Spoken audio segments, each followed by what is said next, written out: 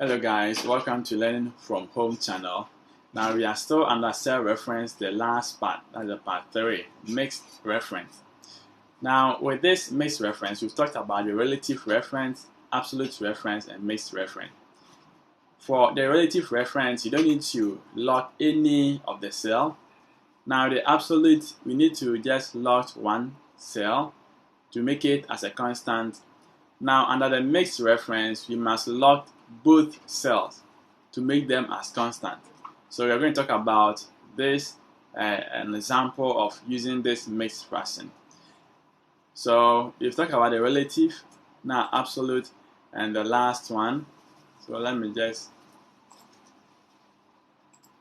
okay, and the last one is the mixed fraction now. So you can see now we have a multiplication table. Now you're going to multiply these figures, this 10 by 1, 2, 3, 4, and 5 in that order. And you may say the same thing to that, then you're done. Okay, so how can we do that? Let's try the normal way and see. So you're going to multiply it, and so this is F. The reference is what? It's F20, as you see here, F20, and this is G19. So equal to, you have F20 times what? G19. Now let's hit on the enter key. Okay, fine. So we have 10 times 1, we have 10, right? Now let's drag it across and see. Are you having the same thing? 10, here is 10. 10 times 1 is 10. 10 times 2 is 20. Now 10 times 3, instead of 30, you got 60. 10 times 4, you got 240. And 10 5, you got 1002. Now let's see, show formula and see what happened. So now with this, we had multiplication of this and that. That's correct. Now with this, we had what? This and this. Instead of this and that. So instead of 2 and 10, we had this 2 and this 10. Now let's see for this 3. Now we had this 3 and this figure here. So instead of having this 10, the same 10, you can see, so now this is a relative reference, because it is taking the other one to be the next figure to add. Okay, so the same thing applies to this. So how can we do it? You must make this as constant, or you must lock it. You must lock this. And how can we lock this? We can lock this to just form the horizontal line by pressing the F4 3 times. Now 3 times to lock this. So now let's take it off. Let's clear this. And now let's lock. So equal to F20, right? Now this is going to be a constant because we're going to multiply this by the whole figure here. So let's lock it by pressing on F4 3 times. So 1, 2, 3. Now make sure the dollar sign comes before the name of the cell. That's the F20. We have dollar sign F20. It means we've locked it horizontally. So now we've locked it. Now let's add the G19. Okay, and see. So we have 10 now. So now with this 10, let's drag and see. Okay, so we have 10 times 1, 10, 10 times 2, 20, 10 times 5 is 50.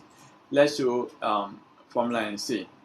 So as you can see, this was formed by this 10 times 1. This was formed by this 10 times 2. The same thing, this 10 times 3. This 10 times 4. And 10 times 5. Because we've locked this. So when you lock this, it becomes permanent and it becomes constant as well. And only the next one rotates. This remains static. Okay, so we are done with this one. Now let's go to this horizontal form, that's the row. Now let's try the column and see.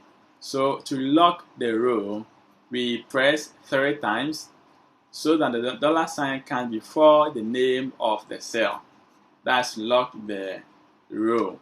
Now you're going to talk about this column. Let's take off show formula. Now we have this already, so can we drag this to get the value here? Wow. So let's see. Now, so let's show the formula and see. So let's take this off for now. And now we have, so now let's show formula and see. Now with the value here we know is this times this. So instead of this, so the 0.2 here is supposed to be what? This 1 times this 20, isn't it? Now this 1 times this 30 is supposed to be here. 1 times 40 must be here, and 1 times 50 must be here. But let's see.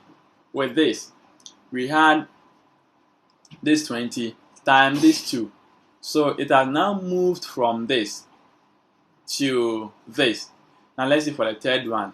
You see, now it has moved from this to this. So although here is moving on well, but here this must be a constant, or this must be locked, so that it's going to reflect at this side, but not the subsequent ones. So check the fourth one. You see this and that. The last one, this and that. So what do you think will be the solution? Let's lock this as well. When locking row, you press on it 3 times, therefore. When locking column is 2 times. So now let's clear this off. And this, let's lock this. So wait, we are locking the column, so 2 times. Press the F4 2 times, so 1 and 2. Now you've locked this. So now let's drag and see whether we have the same values. We have this cell name reflected in the others. Okay, so as you can see, we have this locked, it's locked, and it is here, right? Now let's take up the show formula. You can see now I have 10 times 1, 10. 10 times 20 times 1 is 20. 50 times 1 is 50. Okay, so now we are good to go. So we can take off this, all this. Now we can just bring them. Can just do it here. We have 50. Then we can bring it back to this to form our 250. So in this case, we have to lock here. You lock this and you lock that. Now if you are locking row, F4 3 times. If you are locking column, is 2 times to lock the column. Okay, so that is now when we check the show formula, you could see that now this is to this is to that, as you can see, and this is to this. So you see this is locked and this rotates.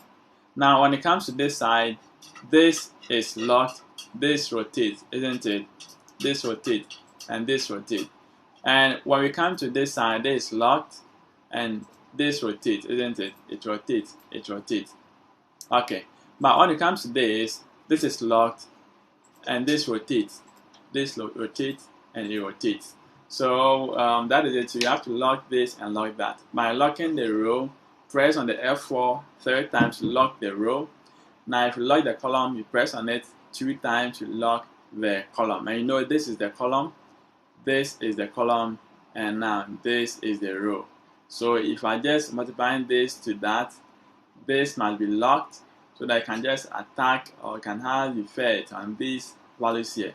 And if you are just talking about from this side, you have to lock this, and so that it will have effect on this as well. So when you show formula, you can see now you have everything intact. Okay, now let's try one thing, last thing, and see if you can highlight and do it once to just reflect everything. So let's clear everything off. Now let's highlight as we did in the absolute reference and relative reference. We highlighted everything here. We inserted our formula. We hit on the control and enter, and we got everything. The same thing applies to this, and we did the same thing to this. Now let's try with the mixed reference and see if possibly it's going to work for us. So let's highlight the box where you want it to be filled. I've highlighted here. Now let's start. So equal to, and that's F20. Now you are locking the row, right? So we lock it 3 times. 1, 2, 3. We lock it, then times that's G19. And with this G19 too, when it comes to down, we have to lock this. And locking column, you press it twice, F4, 2 times. Okay, when you're done, hit the Control and the Enter key. Now, voila! So you have it over here. So if you can't see the values, let me increase the size for you to see.